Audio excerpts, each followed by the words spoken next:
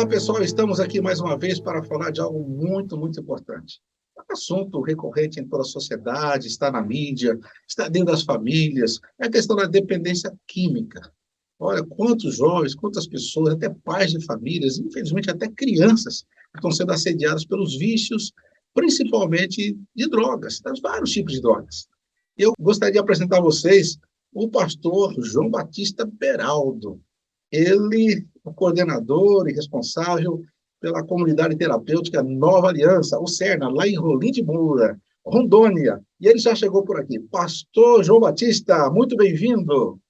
Amém. Obrigado, pastor. Paz do Senhor. Eu sou o pastor João Batista, né? Sou fundador e coordenador da comunidade terapêutica Nova Aliança. Sou pastor da Igreja Evangélica Avivamento Bíblico de Rolim de Moura, Rondônia. Sou psicólogo, especialista em terapia cognitivo-comportamental e atuo na área de dependência química aqui no nosso estado, Rondônia. Pastor, eu trabalho com dependência química há 23 anos, né? Eu sou um ex-dependente químico, se existe ex, né? Na palavra de Deus diz que não tem ex, tem nova criatura. Mas a gente também não pode fugir das leis do nosso país, que diz que um dependente químico, ele é dependente químico por toda a vida, né? Mesmo em sobriedade, mas ele é um dependente químico em recuperação. Eu, particularmente, falando por mim, eu não me sinto um dependente químico mais em recuperação, porque eu acredito na palavra de Deus, eu acredito que Deus liberta o homem e pega um homem velho, barbado e faz dele uma nova criatura. Então é assim que eu me sinto, né? Eu não carrego esse fardo de um dependente químico. A minha vida, desde a infância, foi uma vida bem difícil em questão de família. Aos 16 anos, eu comecei a conhecer o álcool, o cigarro, e aí eu fui para as drogas e acabei ficando 16 anos no vício, na dependência química. Cocaína injetável, crack, merla, maconha, todos os tipos de drogas praticamente eu já usei, né? A ponto de morar na rua 6 anos comendo em tambor de lixo. Perdi família, mas era uma pessoa de muita fé, né? Eu andava pelas ruas, às vezes eu ia pedir um prato de comida, as pessoas me tocavam dos restaurantes. E eu dizia para eles, vocês estão me tocando hoje, mas observem bem o que Deus vai fazer na minha vida, né?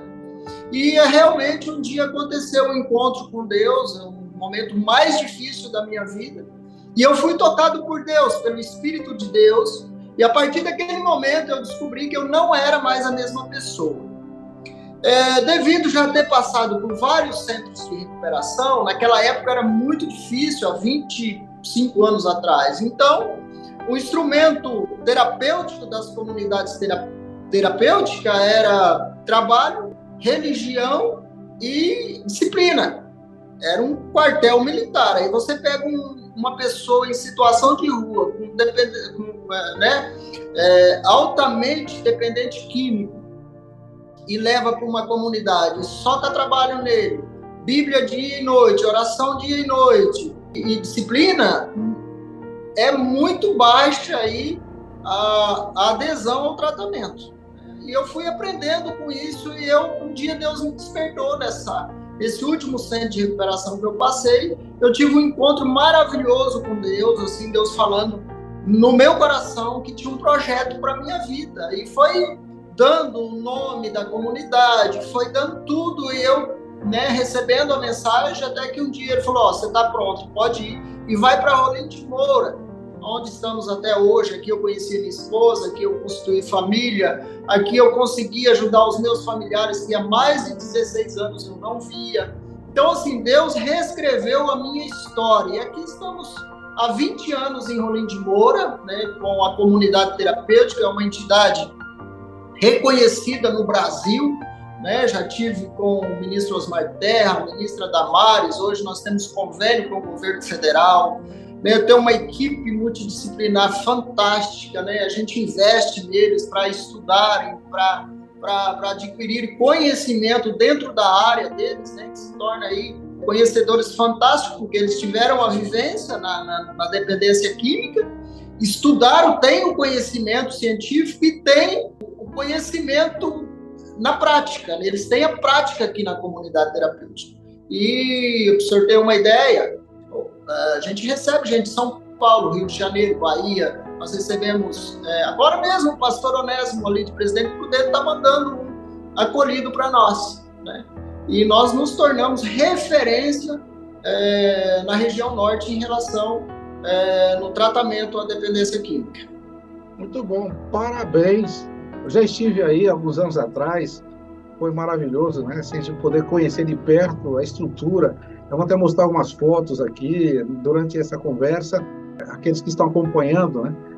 E vão conhecer o trabalho maravilhoso que vocês fizeram, estrutural, muito acolhedor. Realmente vocês vão ver que é muito caprichoso, muito zelo da parte de vocês aí. Também a questão que você diz, uma referência como instituição, como programa, como atendimento. Pastor João, então, algumas questões que vêm assim à nossa mente, assim, para perguntar para você e para você esclarecer para todos nós. Quando você fala em droga, a palavra droga já tem sido meio pejorativa, né? Isso aqui é uma droga, não é assim? Quer dizer, não presta, né? Aquilo ali é uma droga. Então, eu sei que é uma expressão pejorativa, mas por que será que os jovens, a maioria das pessoas que caem nas drogas, a maioria já sabe que droga é ruim, não é verdade?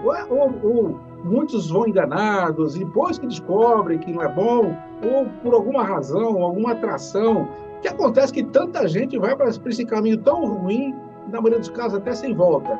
Por que será que é uma atração tão grande?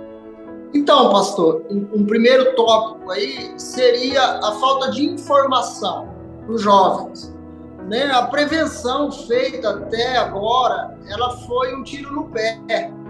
Porque qual o argumento que se tem para falar sobre as drogas? Que as drogas é ruim, não é? A droga geralmente é pejorativo e é algo ruim.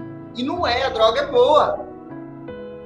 Então o filho cresce aí ouvindo o pai e a mãe fala, droga é ruim, até o dia que ele cai na cilada com os amigos e ele experimenta. E ele vai ver que é algo fantástico. E aí ele fala, meu Deus, eu estou perdendo meu tempo, minha família toda a vida falou que a droga é ruim, mas é porque eles não experimentaram. Porque se eles experimentassem, eles não falariam isso. E aí é que eu engano. Porque a droga, ela nunca mais dá o mesmo prazer da primeira vez que o indivíduo usa. E eu sempre falo, pastor, que a questão aqui mais é o caminho. A pessoa escolhe um caminho de fumar um cigarro, por exemplo. Quem fuma um cigarro, geralmente ele bebe. Quem bebe, geralmente, ele está no caminho ali com outras pessoas que fuma, bebe, fuma maconha. Quem fuma, bebe, usa maconha, quando ele não tiver a maconha, ele vai cheirar um pó. E aí esse indivíduo está nesse caminho e já tem, né, uma adesão à dependência química, à adrenalina, já tem algum fator genético nesse indivíduo que possibilita ele acolher a droga muito bem, e aí ele se perde. Primeiro, porque a droga é gostosa. Segundo, é que ele não tem ninguém falou para ele ainda no que vai dar. Né? Alguém chegar e falar, olha, a droga é boa, é uma ilusão também, é só na sua cabeça, você vai gostar, porque mexe com todo o sistema nervoso, a forma de você ver a vida, de perceber a vida, de ouvir, de falar, de caminhar, de se expressar, né? O tímido, nossa, vira um comentarista, né, de primeira. Então ele acha fantástico. O que as pessoas precisam fazer, e hoje os estudos já apontam como abordar a questão da dependência química, das drogas, né, na questão da prevenção, que tem que ser uma palestra, algo preparado, um estudo de impacto. Mostrar aquilo que realmente o senhor acabou de falar. Por que é algo ruim? Mas não falar simplesmente que é ruim. Mostrar o que a droga causa na vida do indivíduo. Ela é boa, mas o preço que ela cobra é preço de morte. Desculpe interromper, quando você fala que ela é boa, quer dizer, ela causa uma sensação boa nas primeiras doses, é isso? Isso. Prende a pessoa, né? Você fica legal para tudo. primeira vez, a segunda vez, a terceira vez, a quarta vez. E aí a tendência é o quê? É cada vez mais aumentar a dosagem. Ele é progressivo. O efeito dessa sensação de leveza, boa, entre aspas, vai diminuindo. E tem que aumentar a dose para poder chegar sempre no mesmo resultado com mais uma dosagem maior. Exatamente. E isso causa dependência. Mas é aqui que causa problema na vida do indivíduo, né? Na saúde, problemas cognitivos, né? Problema de relacionamento social, trabalho, certo? E o dano é irreparável. Voltando um pouquinho, você falou assim, meio de passagem, uma coisa assim como algo genético, pode acontecer também, quer dizer, alguém lá da família que já teve problema com o álcool, com outras drogas, e lá o filho, ou o neto, ou bisneto, pode acontecer, essa questão genética ou hereditária, isso também pode afetar, entre os vários fatores, né? Pode ser um deles? Então, esse é um fator, a genética. E nós vivemos numa cultura, pastor, que as pessoas falam que só o crack, só a cocaína, LSD, que são drogas. E uma droga muito perigosa, e começa por ela, chama-se álcool. E a nossa cultura, ela é uma cultura alcoolista, totalmente alcoolista. Geralmente você faz uma entrevista com jovens de 15, 16, né, ou um alcoolista já, de onde você aprendeu a beber? Aprendi em casa, vendo meu pai beber, vendo minha mãe beber, meus irmãos. Em casa tinha um barzinho, né? Então, aqui que está um grande problema. Por que nas nossas palestras nós sempre orientamos? Nenhum ser humano precisa ingerir algo para ficar bem. A própria Bíblia diz, enchei-vos do Espírito, e não se embriagueis com vinho ou com qualquer outra coisa. Por quê? Aqui cai a questão da genética. O tataravô era alcoolista, né? Aí passou 3 gerações. E aí, de repente, alguém se surpreende com um alcoolista na família ou um dependente de outras drogas.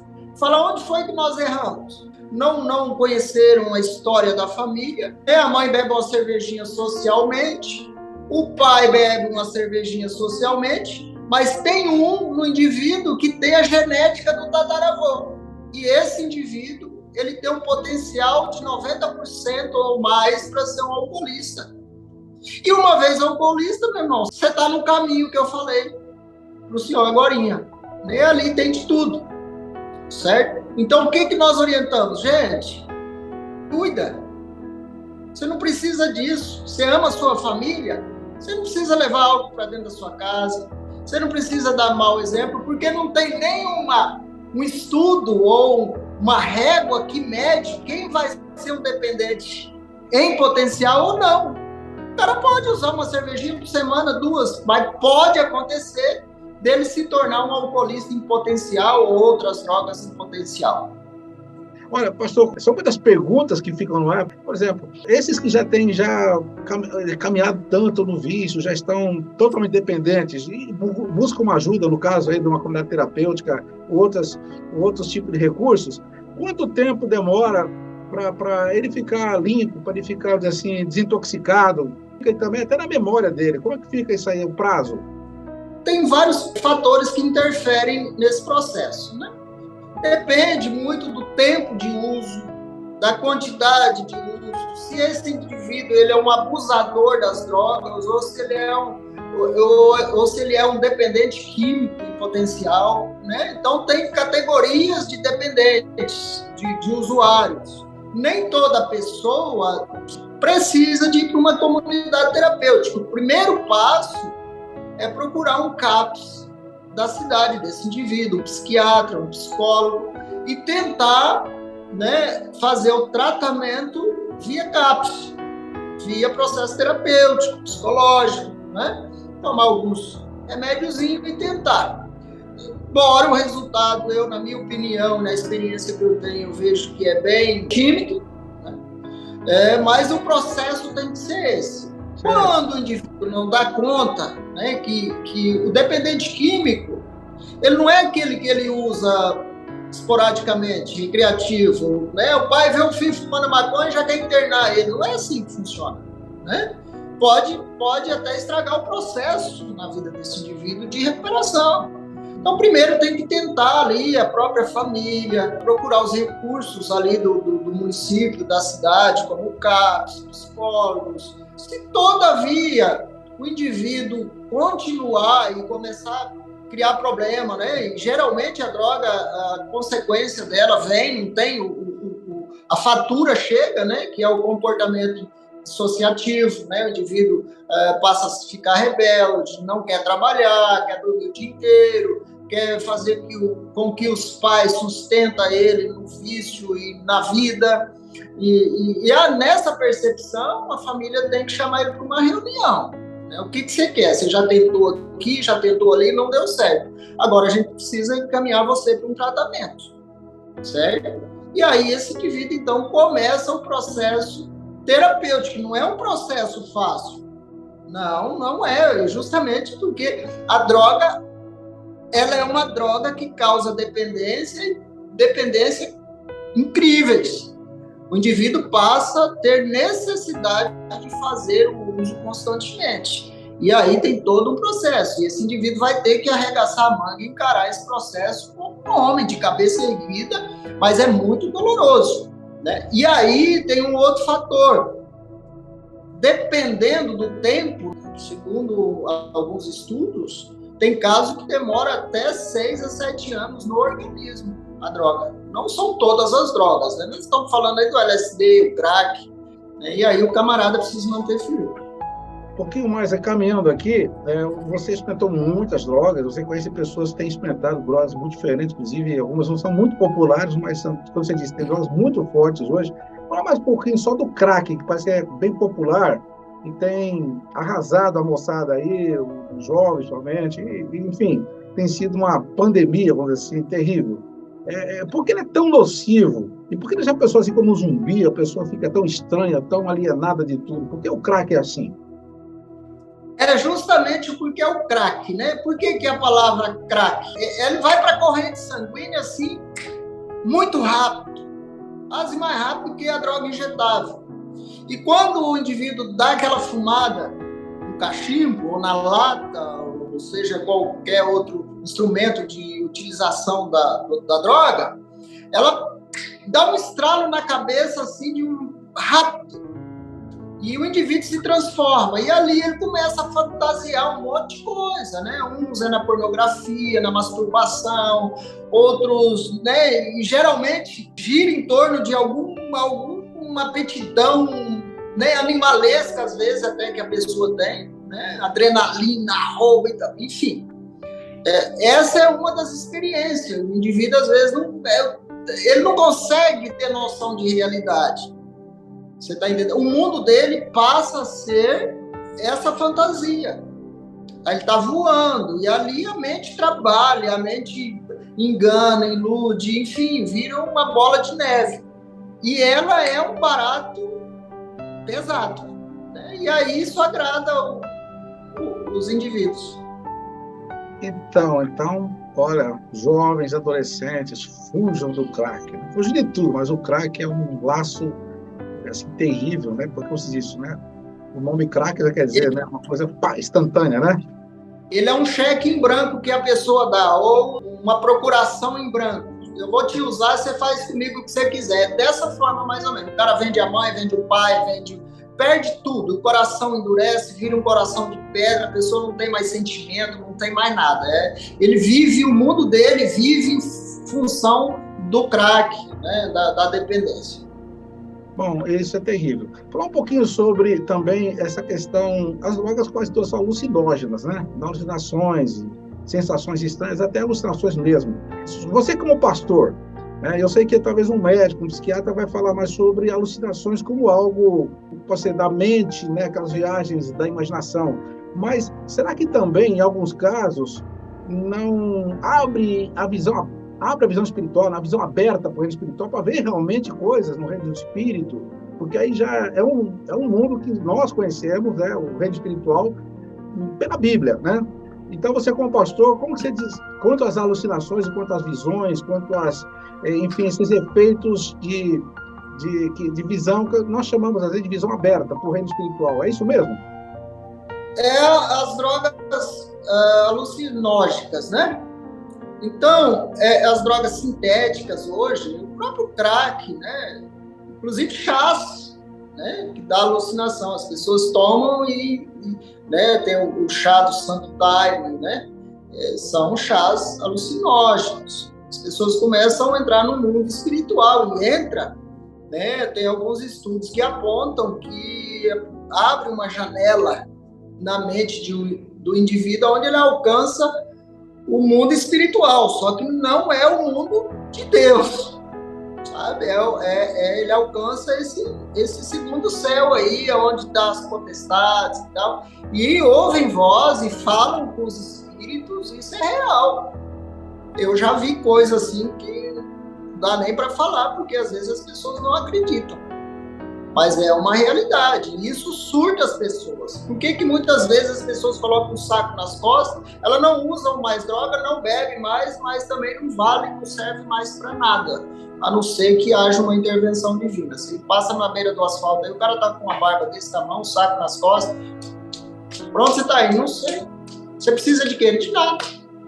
Ali o espírito imundo já tomou conta, por conta dessa brecha na mente. Né? E uma coisa muito interessante, pastor, é que as pessoas às vezes prestam atenção no crack e esquecem da maconha também. E você vai conversar com alguns adolescentes e eles sabem tudo em relação à maconha. Eles sabem que as guerras, no passado, os soldados usavam maconha, né, para aguentar o frio, e eles usam hoje isso como argumento para que não, a maconha ela é algo light, é algo que é da natureza, é natural, é uma erva, é uma folha, certo? Ocorre que, antigamente, o THC da maconha era 1,5, 1,7 no máximo. Hoje tem maconha com quase 60 de THC. Você sabe o que significa? Uma explosão no cérebro. Isso é uma bomba no cérebro. Aí um menino de 14 anos, de 10, 9 anos, igual já tivemos aqui, começa a fumar um negócio desse, que está com o cérebro em formação, até os 22 anos, o ser humano ele está, né, no vigor, né, da sua vida, está aprendendo, aqueles processos todos de aprendizagem e tal, né, de desenvolvimento como ser humano, aí pega um troço desse e joga no cérebro. Frita tudo, meu amigo. E outra coisa, a maconha ela é uma chave para o desenvolvimento da esquizofrenia, que é uma doença, que é uma patologia que agrega já na dependência. Aí fica difícil, né? E uma grande questão também que os pais precisam observar é a questão de conhecer o seu filho. Né? Às vezes ele tem algum distúrbio emocional e isso também chama as drogas, porque a droga, ela dá no primeiro momento, ela dá uma sensação de estabilidade. Às vezes o camarada, ele é todo conflituoso na mente, ele tem, né, ele é aquele camarada ansioso e tal, tem algum distúrbio psicológico, a família não conhece, quando pensa que não é um adulto já, um adolescente fazendo parte de um grupinho, né, que ele se caracteriza com eles e passa a usar maconha. E aí se torna um fator também de risco, né, para o desenvolvimento de uma dependência química. É o camarada que tem um problema psicológico e usa droga para controlar o problema psicológico.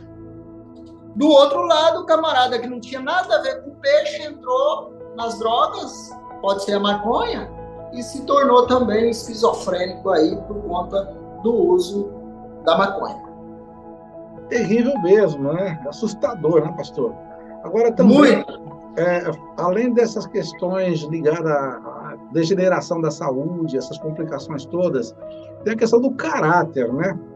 Você falou, a pessoa ela muda o comportamento, às vezes exige da família que sustente o vício, quando não sustenta, ele pode partir para roubos e outros abusos. É inevitável, né? A questão do que o caráter é corrompido também, né, pastor? Não tem como a pessoa se manter íntegra usando droga, né? Não tem, né? Porque, principalmente na nossa cultura, né? Onde legaliza o álcool, que é uma droga impune, quem usa outro tipo de droga. A cabeça das pessoas, dependente químico, ele é um marginal, é um ladrão. E a pessoa usando droga e todo dia ouvindo isso, ele acaba se tornando mesmo de fato. Nem todas as pessoas que começam a usar drogas são marginais.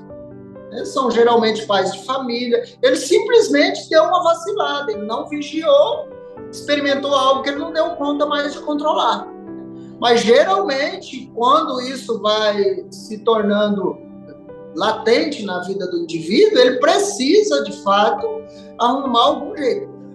Aqui e ali tem uns que lavam carro, são franelinhas, talvez na sua cidade você já viu vários franelinhas ali cuidando, né? Ele não tem algo mal dentro dele, né? Eu graças a Deus, eu fui criado numa família muito difícil, pobre, mas eu aprendi a trabalhar com 7 anos de idade, né? Então, eu não tive amigos, ladrão, criminosos, enfim, eu roubava coisinha de mercado, uma cachaça, um negócio, e já apanhei muito por conta disso também. Né? Porque a gente, sem droga, já é uma luta, né? Para a gente não expressar aquilo de ruim que existe dentro de nós, não é? Você tem que ir para os pés do Senhor, tem que estar pedindo perdão, tem que estar se reconciliando, tem que estar se reconciliando com os irmãos. Aqui e ali a gente é assim. Agora você imagina um indivíduo que às vezes não conhece Deus e que começa a experimentar as drogas que expõem o pior lado dele, né? O lado irracional. Eu tenho observado também que, assim, em questão de caráter, um dos espíritos que se alojam ali, né, falando do lado mais espiritual, é da mentira. Porque a pessoa que começa a usar droga, ela não pode chegar para o pai e para a mãe, dá dinheiro para contar a droga. Ele tem que mentir, né? Então, ele vai chegar uma pessoa para ele emprestar, conta uma história, vai ficando especialista em mentir, em enganar. Né? Então, isso vai ficando tão incrustado no caráter da pessoa que ele passa a ver a mentira, fica difícil acreditar na pessoa. Se realmente ele perde um dinheiro para comprar um remédio, você vai falar que é droga, então você não vai deixar ele até morrer, talvez, né? Porque ele já contou tanta mentira e ele perde a credibilidade, não é verdade?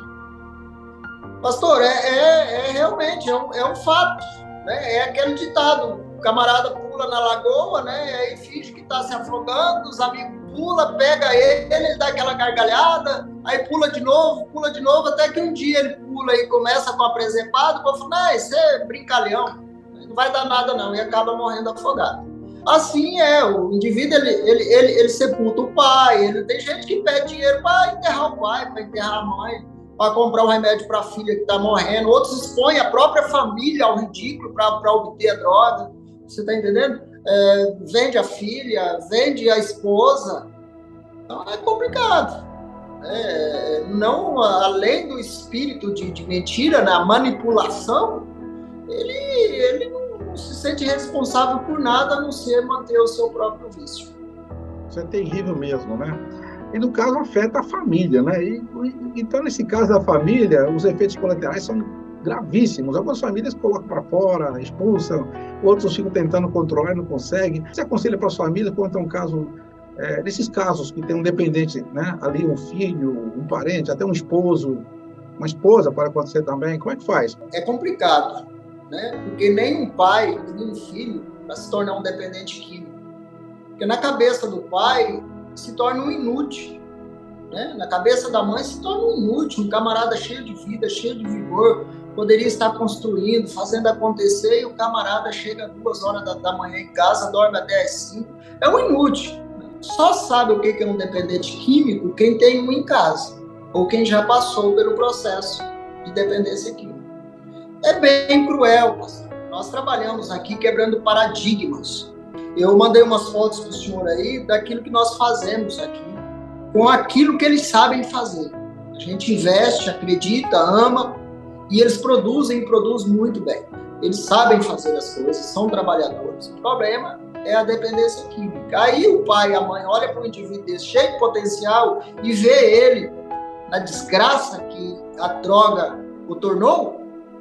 Como é que fica a cabeça do pai? Um irmão, uma irmã? Muitos casais se separam, né? Porque a vida da mãe é em prol daquele filho, né? E a mãe tem essa tendência, se torna codependente. A família vive em torno do indivíduo também. perde trabalho, perde a saúde, perde o sono, perde o contato com os próprios membros, né, os pares dentro de casa, só em função do indivíduo. Então, o nosso conselho para a família é que é uma experiência do indivíduo. Precisa amar? Precisa. Né? Tem um ditado que diz, meu muro, minhas leis. Porque um dependente leva a família toda, a doença, a morte, a separação, ela destrói a família. Então, se esse indivíduo quer viver a experiência, não quer ajuda, não quer nada, deixa ele viver a experiência dele. Para a família está sendo ruim, mas para ele está sendo bom. Veja bem, eu causo algumas polêmicas nessa situação, mas o que me fez buscar Deus foi a solidão, foi a doença, foi o desprezo, foi a dor, foi a prisão, foi as pancadas. Isso me fez acordar, falei, poxa, eu não nasci para isso, eu não dou conta disso mais. E aí eu busquei a Deus e Deus me socorreu. Deixar o indivíduo viver a experiência dele é a melhor forma que tem dele acordar, sabe? É igual mendigo de rua, né? Sabe por que os mendigos ficam na rua? Porque as pessoas dão de comer para eles, cobrem eles, dão dinheiro para eles manterem o vício. Deixa ele sem comer para ver se ele não se espirra. Tem uma coisa que faz o homem se espirrar, que chama-se a fome. E não é ser um cara ruim, não. O que eu estou desejando para o outro é que ele se levante, que ele corra atrás, ele tem uma história para ser contada, ele tem uma vida para ser vivida, ele tem um Deus para ser amado e que ama ele também, mas não é dessa forma. O ser humano, ele é especial, o ser humano é fantástico. Então, eu não posso apoiar uma atitude dessa. Então, realmente quebrar um paradigma, né? Mas às vezes você está alimentando uma atitude totalmente errada. Por exemplo, um morador de rua. Eu nunca vi um morador de rua morrer de fome. Interessante. Se ele come, porque alguém dá de comida. Ou ele acha no lixo, né? Muitas vezes, né? Não podemos chegar aqui e falar, é proibido, né, ajudar essas pessoas. Não é bem assim, mas a gente pensar um pouquinho melhor, essa é a questão que nós estamos tocando aqui. Nem sempre ajudar é dar tudo que a pessoa quer, do jeito que ela quer. Nem sempre a gente ajuda as pessoas dando peixe para ela, né? Mas tem que ensinar a pescar, como diz esse ditado, não é verdade? É porque assim, pastor, eu conheço família que faz um quartinho no fundo de casa, coloca o indivíduo lá e o pai ou a mãe vai nas bocas de fumo buscar droga para o filho usar. Meu Deus, que vida é essa? Então eles se tornam codependentes, eles dependem daquele indivíduo e eles fazem de tudo para manter ele por perto. E é doença também. Então a família, numa situação dessa, a primeira coisa que precisa fazer é buscar ajuda profissional. Pastor, assim, caminhando um pouquinho mais, vamos falar agora, então, da libertação, né? Então, a mensagem que a gente tem aqui para passar é que Jesus Cristo é o nosso libertador, né? E ele é a verdade. Quando a gente fala aquele texto que é tão conhecido, né, até popularmente, conhecereis a verdade vos libertará. A verdade é uma pessoa. É lógico que a verdade está revelada na Bíblia, no princípio bíblico, mas é Jesus a verdade. Então, quando a pessoa conhece a verdade, mas conhece a verdade de verdade, não apenas intelectualmente ou religiosamente, mas conhece a verdade por revelação, há uma transformação, não é verdade? Né? Eu já vi pessoas chegar com dependências químicas assim, com crises terríveis, e sabem mais a Bíblia que a gente. Ele sabe a Bíblia, ele já esteve ali, precisa de quem passou por causa de recuperação, quem nasceu na igreja, cresceu na igreja. Mas ele não conhece a verdade, ele conhece a Bíblia, mas não conhece a revelação da Bíblia, que é Jesus. Como você pode ajudar, então, nesse caso que você tem lidado tanto com essas situações de pessoas que ficam aí, são libertas, e outras passam por aí, cantam, louvam, oram e não são libertas? Como que é que você entende isso aí? A questão da libertação das drogas, ela depende do indivíduo. E o dependente químico, eu sempre falo que o problema do dependente químico não é nem as drogas. É algo que ele traz dentro de si, que fica tão conflituoso, que a única forma que ele tem de se sentir um pouco gente, ou ter um pouquinho de paz, de espírito, é fazendo uso das drogas. É muito sério isso. Eu, por exemplo, fui um caso desse, não que eu sirvo de exemplo para generalizar, mas geralmente é assim. É como o senhor disse, olha, as pessoas leem a Bíblia. Olha, que se você chegar aqui, olha, cuidado com o pastor, se ele não tiver afiadinho mesmo, ele passa perrengue, porque eles perguntam, eles questionam, eles conhecem a Bíblia. Você, por exemplo, chega perto de um ponto de rodoviário onde você vê aqueles camaradas bebendo, você vai lá conversar com eles, levar uma palavra de Jesus, eles usam a palavra de Deus para te rebater. Então você precisa ter preparo e ter conhecimento para convencê-los. E uma outra coisa, pastor, é que as pessoas espiritualizam tudo, joga tudo nas costas de Deus e espera que Deus faça. E só tem um caso na Bíblia que Deus foi até o homem. Jesus foi até o homem. Foi o coxo lá do tanque de Betesda, não é? Toda vez que a água balançava, ele tentava, mas pelo menos ele tinha desejo. Como era muito difícil, que não tinha nem possibilidade, né? Porque tem quanta gente na fila do milagre. E aquele camarada, ele não conseguia, ele não ia conseguir, mas aí Deus foi até ele. Mas, se a gente parar para pensar, só esse caso na Bíblia. Até a mulher do fluxo de sangue, ela teve que ir rastejando, enfrentar a multidão, enfrentar um monte de empecilho para alcançar o milagre dela. E o dependente químico, ele tem na natureza do comportamental dele de ficar assim esperando que aconteça. Ele não quer lutar contra a vontade, ele não quer lutar contra o desejo. Porque quando eu me proponho a lutar contra a dependência, né, vejo como uma inimiga, eu penso nela como uma morte, como alguém que me jogou na lama, como alguém que destruiu minha família, está destruindo a minha saúde, meus sonhos, e eu estou lutando contra isso, aí Deus me visita e fortalece a minha fé e faz com que eu caminhe em direção a Jesus. E isso é libertador. Agora, se eu esperar um toque, tem gente que se batiza, não, eu vou batizar porque daí eu não vou ter mais vontade de usar droga. E por um período aí de 4, 5 anos, você vai ter ainda vontade de usar droga. O que você tem que fazer nessa fase, eu como era um dependente compulsivo, eu usava droga de noite. Se o senhor olhar meus braços aqui, ó, olha aí. Isso aqui tudo é sinal de cocaína. Eu dava 70, 80 piques por dia. Quando eu passava algumas setas sobre aplicar, eu perdia a fome, eu perdia o sono. A carne tremia, mas eu dizia, Deus, me ajude. Eu não quero mais usar droga. Droga é nociva, ela vai me matar. E o senhor deu um plano na minha vida. Eu acreditei nisso, eu acreditei lá na boca do lixo.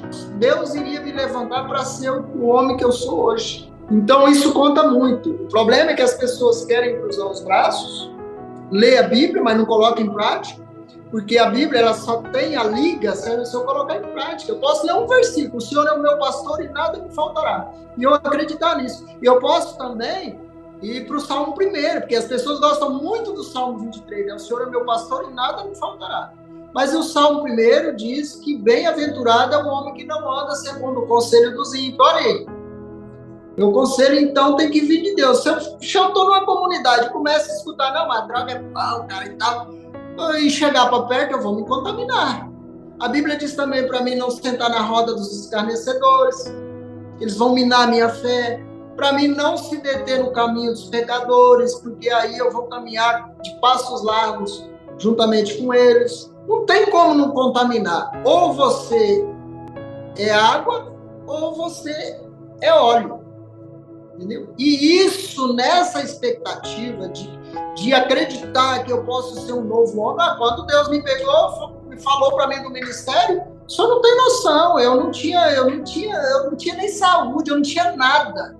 O meu chinelo era amarrado com um canudinho de refrigerante. Deus falou para mim, eu tenho um projeto para sua vida. Eu acreditei. Eu não tinha família, eu não tinha nada, eu não tinha documento, eu não tinha nome, eu não tinha nada. Eu cheguei em Rolim de Moura com R$1,30 no bolso. E olhando para os céus e Deus me guiando e me orientando o que eu deveria fazer. Uma experiência muito forte. E isso muda. Quando você entende que Deus é Deus e que Ele tem um plano, Ele tem um propósito para a sua vida, muda. Mas se ficar esperando Deus descer das nuvens, do céu, para te tocar, ou você vai batizar, não, batizou, não. Tem que fazer a sua parte. Você está falando, eu estou pensando na parábola do filho pródigo, né? Tão conhecida, de que aquele moço que o pai amava tanto, mas o pai não foi lá na boca do lixo, né? Vamos dizer assim, onde ele estava lá. Ele lá caiu em si, falou, levantar-me-ei e irei ter com meu pai. Ele encontrou o pai de braços abertos. Ele até falava, né? Eu vou falar para meu pai, faz como dos seus empregados, né? Eu não sou mais digno de ser seu filho. Pelo contrário, encontrou o pai com braços abertos e recebeu com alegria. Mas ele teve que cair em si, teve que tomar consciência de que ele estava errado, ele precisava de ajuda e voltar para casa. Então, eu creio que esse é o grande recado para alguém que está na dependência, alguém que está... Olha, você não fique passivo. Você tem que se levantar contra tudo isso que está aí, né? Contra essa prisão. Deus vai te libertar a partir de uma atitude sua. Deus vai te libertar a partir de uma decisão sua. Aí tem o livre-arbítrio, né? Aí vem sempre aquela desculpa, eu não consigo, eu não posso. Pode. Aí o apóstolo Paulo diz lá em Filipenses, né? Tudo posso naquele que me fortalece. Quer dizer, em Cristo você pode todas as coisas. É isso? Exatamente. E eu tenho duas colocações para fazer aqui, né? Porque às vezes o cara tá lá 30, 40 anos, não tem mais jeito, eu não tenho estudo. Eu voltei a estudar com 40 anos. Tornar especialista em terapia cognitivo comportamental. Eu tinha quarta série. Eu fui para a sala de aula com um menininho de 10, 12 anos. Mas eu fui. E hoje eu sou um exemplo de pessoas que conquistam, porque Deus assim me fez, me ajudou. Eu fiz uma faculdade com um monte de obrigações. Tinha dia que eu chegava na faculdade sem cabeça para nada, cuidando de 100 dependentes químicos, palestrando, igreja, enfim. E Deus me colocou no colo assim de uma maneira tremenda. Até hoje eu fico pensando. Mas uma grande questão, porque muitas pessoas chegam numa idade e falam, não tem mais jeito, né? Vou viver assim mesmo. Foi o que o filho pródigo falou, eu vou voltar a você qualquer um. Porque ele não sabia que o pai tinha guardado para ele ainda sandália, vestidos novos e um anel de ouro. Então, Deus tem muita coisa para fazer na vida de qualquer um de nós. Eu tenho 56 anos, as pessoas olham para mim e dizem que eu tenho 40. Mas até isso Deus foi bom comigo. Porque Deus restaura, Deus tem o melhor para nós, independentemente de que idade a gente tenha. Porque o que vai acontecer é um novo nascimento. O Espírito é novo. Isso é um grande exemplo de libertação e de restituição, né, do tempo perdido. Você perdeu tanto tempo da vida, mas depois dos 40 ainda correu atrás dos estudos, você tem uma formação, você foi trabalhar, quer dizer, isso é um exemplo maravilhoso. E também um exemplo de renovação, né, até da aparência, né? E realmente, essa palavra para os jovens de hoje, para as pessoas e para a família, é uma palavra de esperança mesmo, né? Há uma luz no final do túnel. Não precisa entrar em desespero, em pânico. Eu já vi famílias falando assim, não tem mais jeito, meu filho, não tem mais jeito, minha filha, esquece, não precisa orar por ele. Olha, eu vi isso de pais. Não ore mais pelo meu filho, não ore mais pela filha, não ore mais, deixa para lá, pastor, ele não quer. Há uma luz no final do túnel, ainda há jeito. Pastor, eu falei de duas coisas que eu iria citar, e uma das coisas é a venda de libertação. Isso não existe. É o filho pródigo saindo de lá onde ele está e vindo. Você acha que o pai do filho pródigo não sabia onde ele estava? Só que o filho teve que se arrepender e voltar. Tem algumas atitudes que nós precisamos tomar para essa libertação acontecer. O que a gente tem visto aí, inclusive em muitas igrejas, um dependente químico crônico, o pastor levar e disse, não, eu vou orar para você aqui, você nunca mais vai querer drogas. Cheira aí, você quer? Não sei se você já viu isso. Sim. Não existe isso, gente. E aí, a mãe coloca a fé e a expectativa num processo desse e ela se frustra. O camarada também se frustra, porque é um processo, são etapas, não é só a dependência química que a gente está trabalhando aqui, é um monte de coisa, inclusive na própria fé do indivíduo, fortalecer todos os dias a fé desse indivíduo. Então não tem aquele negócio pronto assim, não existe isso. Tem alguns casos que até acontece, eu sei que acontece. Mas o que a gente vê, não, você tem um problema com vício, vem aqui, a gente vai orar por você, não existe isso. Pastor, toda libertação, ela parte de uma consciência do pecado, da prisão, da escravidão. Aí vem o arrependimento e atitudes. Que atitude você tem que mostra? Porque aí vem a questão do convencimento. Podemos colocar dois pontos importantes. Quem nos convence do pecado é o Espírito Santo, certo? Agora, nós vamos convencer Deus que estamos arrependidos, porque Ele conhece o coração. Aí você não engana Deus. E receber uma oração porque a mamãe quer, porque está fugindo da polícia, se esconder na casa de recuperação, está fugindo dos traficantes, está devendo lá na boca, então corre para casa porque lá fica escondido, e ele fica lá com cara de arrependido, não está arrependido. Eu creio que esse é o ponto, né? Porque a pessoa fala, não aguento mais isso e toma atitude. Até porque, pastor, se você vê na Bíblia, Jesus nunca libertou ninguém por libertar. Sempre que Jesus libertava alguém, ele dizia, vai, a tua fé te salvou. Porque o propósito de Deus não é libertar. Você vai colocar remendo novo em pano velho? A proposta de Deus é salvar o ser humano. A partir do momento que o Espírito Santo convence o homem para a salvação, ele é liberto. Amém. Pastor, então, vamos, eu sei que já estamos no final da nossa conversa aqui, está muito interessante, quem sabe já tem continuidade, com outros desdobramentos desse assunto aí. O CERN, então, está em Rolim de Moura, uma cidade de Rondônia. Nós vamos deixar na descrição do vídeo contatos, tá bom? Vou mostrar aqui umas fotos para vocês verem. Tem todo acesso através das mídias sociais.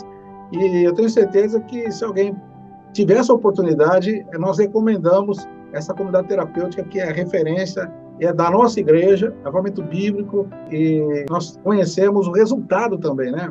Nós temos uma equipe multidisciplinar que acolhe o indivíduo na sua totalidade. O indivíduo chega aqui, ele tá chocado com a vida, decepcionado com tudo. Você não pode empurrar de goela abaixo. Não, você tem que ler a Bíblia o dia inteiro, orar 3 vezes. Eu já passei por centro de recuperação, que o pastor acordava a gente 4 horas da manhã e deixava a gente 2 horas com o braço erguido orando.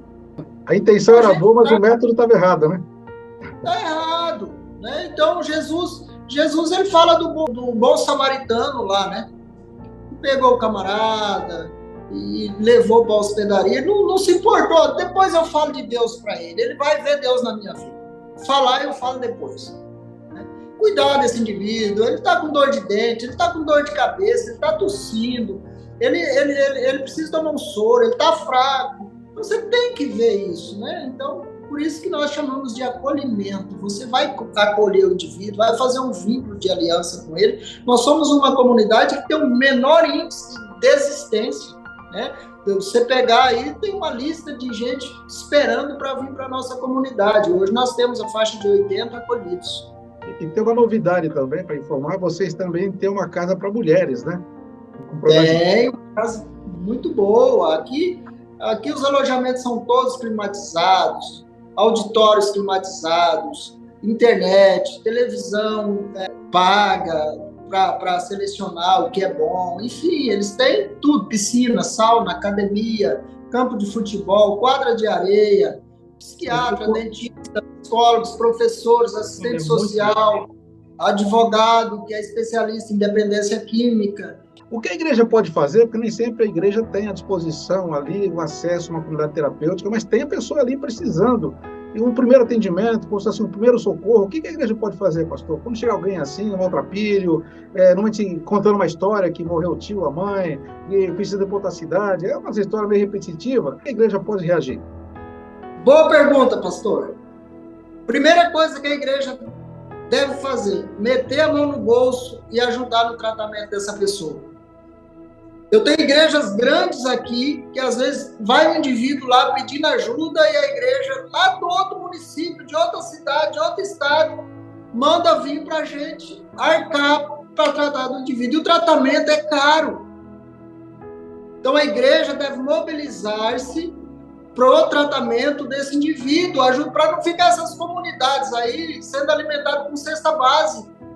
Que é aquilo que eu falo, o dependente químico ele precisa ser tratado na sua totalidade, precisa de um psicólogo, precisa de um dentista. Eu tenho tudo aqui, ó, o psiquiatra atende aqui na nossa comunidade. Manda, mas eu vou mandar ajuda de custo, eu vou ajudar também, porque a igreja não tem preparo para lidar com o dependente químico, pastor. Agora, ela pode, mandar para um lugar que sabe lidar com ele. Preparar esse indivíduo, inclusive, para ser um grande obreiro na igreja.